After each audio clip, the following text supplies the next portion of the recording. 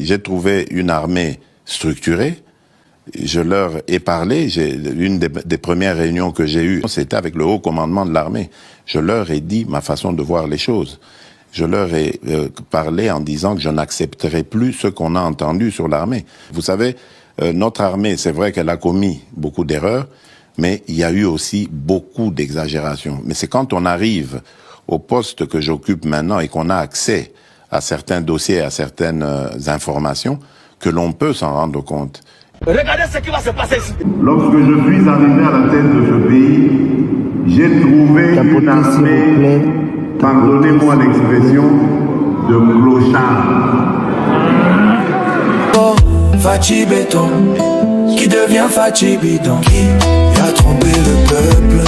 Fachi Béton, qui a brisé les rêves congolais. Fachi Béton, qui a détruit la nation congolaise. Fachi Béton, qui fuit devant la raison. Fachi Béton, qui a trompé le peuple.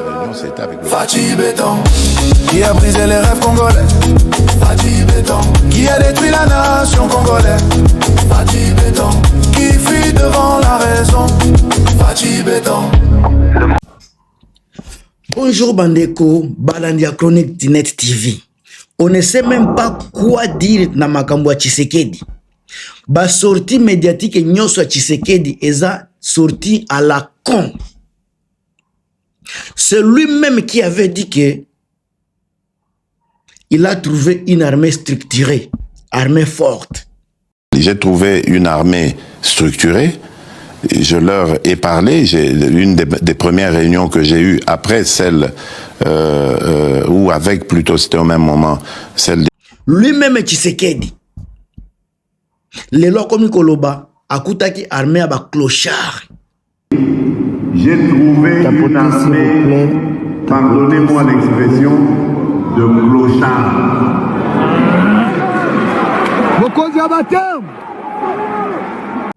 Est-ce que Tshisekedi pèse les mots avant de les prononcer? Même dans na background baza koloba, le président avec des mots, mutiaba mo kaka.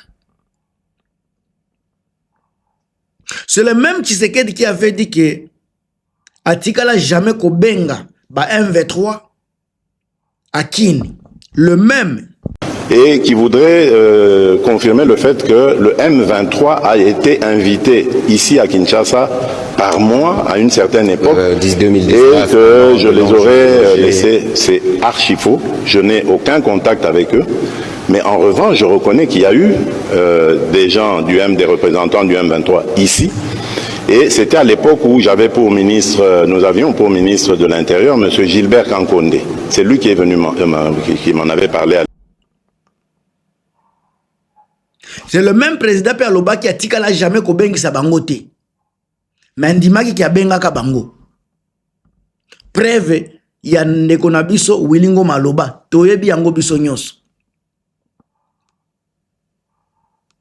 Le même président ya Loba qui les Rwandais nous agressent.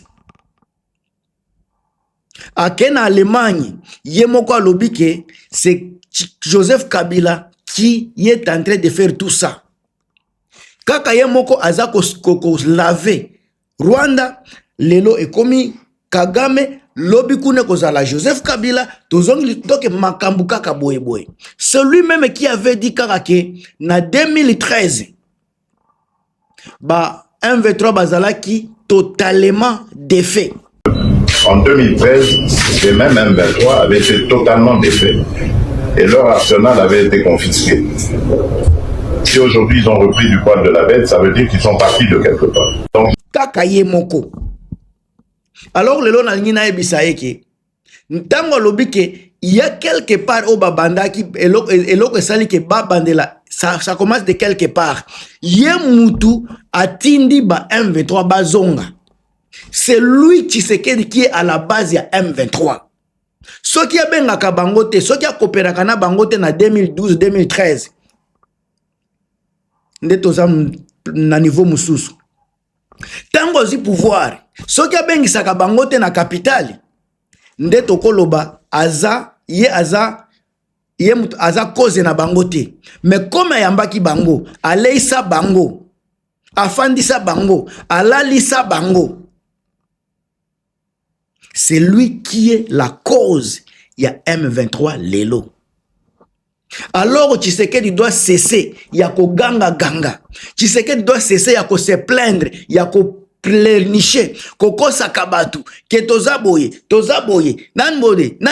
Soki lelo Rwanda bozo loba baza ko agresser biso, Tshisekedi aza cause. Akende ko sala nini na Rwanda pona ko signer bakora ko zwa pouvoir.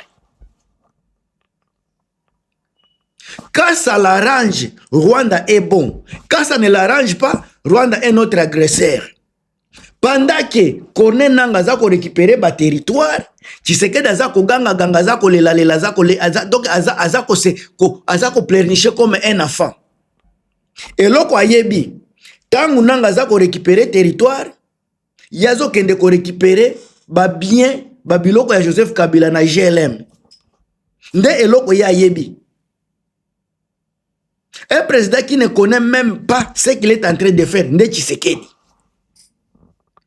Alors, lelo, ba militaire, baza ko constater insuffisance mentale à Tshisekedi.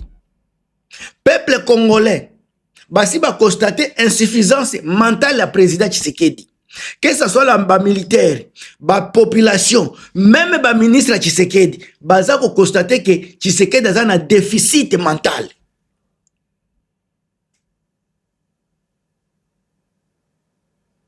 Lui-même, aboyaki ba angolais, bakota makambo na biso.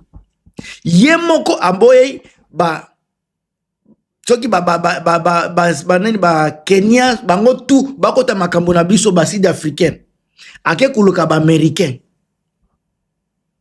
kaka ye muto ake kuluka ba américain mais lelo to komi koloba ba américain ba triquer biso. Ce ne sont pas les américains qui nous ont triqué, c'est Tshisekedi qui s'est triqué lui-même. Parce que ce botali na mboka monde entier bokotika la jamais komona esika américain za ko bongisa. Mais Américain za mutu ba intérêt. Tshisekedi ayebaki yango, ake kopesa bango mabele, atekeli bango bazoya pona intérêt, baza koya pona bitumbate. C'est Tshisekedi qui doit finir le combat chez lui. C'est Tshisekedi qui doit stopper hémorragie ya insécurité. Azongisa kimia na mboka na biso. Eza mutu mususu te bandeko to se voiler ba face te. Eza Tshisekedi. Celui qui a commencé, c'est lui qui va finir. Tu as commencé la guerre, Tshisekedi. C'est toi qui vas finir la guerre. Alors si tu ne finis pas, il y a quelqu'un qui va finir pour toi.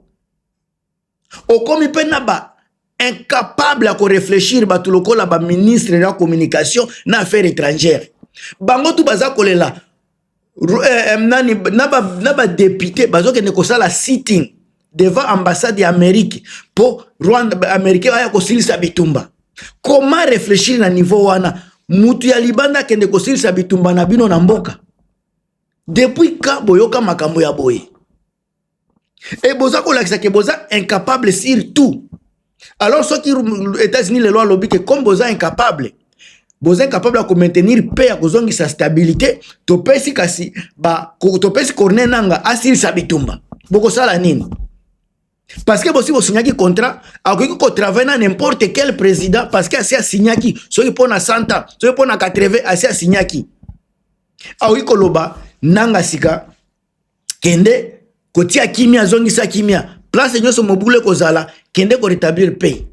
Boko sala nini? Boko banda kolela bokena ba parfum ba veste ko kende kolela. Ça ne va pas changer les choses. La vérité est que Tshisekedi muto a créé ba désordre. Ye mutu akozongi s'appelle ordre. Tshisekedi mutu a koti si bitumba. Ye mutu akozongi s'appelle kimia. Alobaki déjà bien que na 2013 M23 soutenu par le Rwanda a été totalement défait. Atikala jamais koloba partiellement défait. Alobi totalement défait. Cela veut dire que ce qui lelo babandi lisusu c'est parce que ye mutu abengi saki bango na capitale. C'est lui qui a initié ba M23 kozongisa bango na bomoi. Ndeko na biso bya Mungu oyo aza ko récupérer ba territoire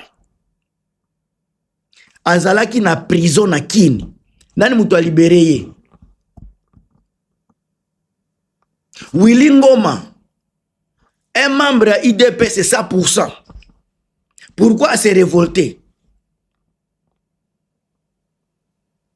Bo bangate bandeko mutu soki abengi yo rebelle ko bangate parce que on se rebelle contre la bonne mauvaise chose. Soki mutu azo sala rébellion ne veut pas dire kaka obino boyo kaka bazako définir batu ya mabe. Quand on est contre quelque chose, on se rebelle, on se révolte. Rébellion est la même chose avec révolter. Les Nanga sont les révoltés. On peut les appeler les rebelles, mais sont les révoltés. Ils défendent la valeur de la République, de la souveraineté congolaise. Ils se révoltent contre la dictature de Tshisekedi. Tout le monde est contre Tshisekedi aujourd'hui. Le loi qui a changé la constitution. Ce que c'est qui nanga tende le lot toza wapi. À un moment donné, révolte ya nanga eza ko futa. Révolte ya Bertrand Bisimwa eza ko futa. Soki bango te bandeko, nde toza wapi na constitution.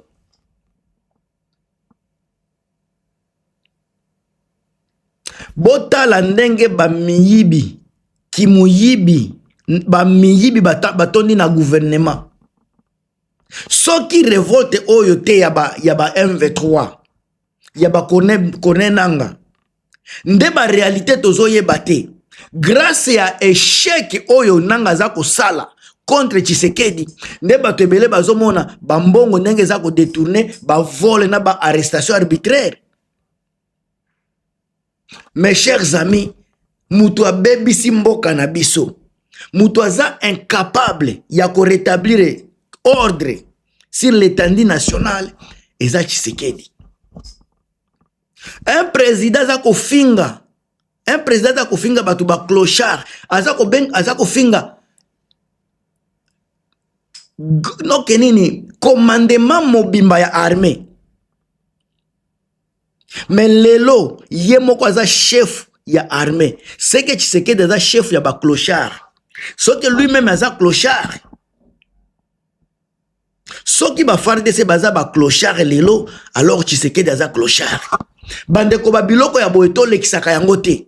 On doit montrer à Tshisekedi que Congolais est constant et assemble. Bitumba oyo eza pona nanga te, eza pona Willy Ngoma te, eza pona ngai moko te, eza bitumba ya peuple congolais contre une insuffisance mentale. Tshisekedi n'est pas intelligent. Azana insuffisance mentale. Il doit être traduit na CNPP. Azama yele te bandeko na ngai. Un président qui sort des mots pareils, pselobino, ba moya boye. Ba moya boye, ba parole ya boye. Parole grossière vis-à-vis na batu bazako garder ye. Soki mutu afingi vraiment ba FARDC bongo, ba bazako kufa chaque jour. FARDC azako kufa chaque jour. Mais afingi bango ba clochard. Yango bomonaka a préféraka na ye ba mercenaire. Afuta bango ba $10,000. Un Congolais, comme afinga bango ba clochard, afuta bango ba monnaie de singe ba $100. Lelo ça se comprend. Alors bino ba militaire. Soki lelo ba komi ko dénigrer bino. Ba komi ko pesa bino baza ko longola bino valeur na miso ya batu. Ba komi ko benga bino ba clochard avec tout ce que boza ko sala pona ko protéger mboka. Ba komi ko benga bino ba clochard bino boza na valeur été. Bana na bino baza ko lala nzala pona ko kende ko bundela mboka. Basi na bino bazo ko kakutu ko futa loyauté pona ko kende ko bundela mboka. Bozo ndima ko kufa na se ya drapeau. Mais chef na bino za ko benga bino ba clochard. Baza ko benga bino ba clochard. Bandeko na nga ya FARDC. On vous appelle des clochards avec tout ce que boza ko sala. Ceux qui bo télémité, ba clochard, ba FARDC, botika Tshisekedi. Botika Tshisekedi, aza présidenté, aza na insuffisance mentale. Bo se désabonner, bo se désengagé na mutuwana. Bo longolé na pouvoir. azako dévaloriser bino. Azalaki mutu akoyokela bino kutu. Il fallait que mutu abana ko valoriser bino. Ndenge boza ko souffrir pour na mboka. Malgré que azako tindela bino ba nini ba minisiote. Boza na ravitaillement te, mais boza ko tenir. Mais azako chola ba effort na bino. Azako minimiser be effort na bino. Bande ko nanga ya FARDC. Bozo zela nini? Botala ba Benino bazako se libérer. Ba Burkinabé ba se libérer. Ba Malien ba se libérer. Pourquoi bino bazako kosa bino na ba $200? $200 ezako kosa bino bande ko nanga ba FARDC. Bola muka bo sauver peuple. Bo bunda pona ekolo. Bo bunda pona mutute. E komi tango ya kotelema bande ko nangai. Ngamutu na bino Gilmas na pesi po devina ngai. Yo FARDC muto kotala ngai. La muka avenir ya bana na yo eza anje. Fitir na yo pe eza anje. Tshisekedi aprometaki bino boko somba mituka. Tango akozwa bokonzi, bokozala bien boko somba bandaku. Depuis 7 ans ya Tshisekedi na pouvoir, bozako se retrouver na situation nini? Bande ko nangai bo fungola misu. Tshisekedi yaki ko distraire bino. Il faut que loba merci na Joseph Kabila. Mutu apesaki biso Tshisekedi poto ya ko découvrir la vérité ya IDPS. Bazalaki koloba le peuple d'abord, mais la vérité eza bango d'abord, le peuple sima. Bomoni yango polele. Bande ko botelema, bo défendre mboka na biso. Ngamtu na bino Gilmas, on est ensemble. Partagez, commentez, abonnez-vous.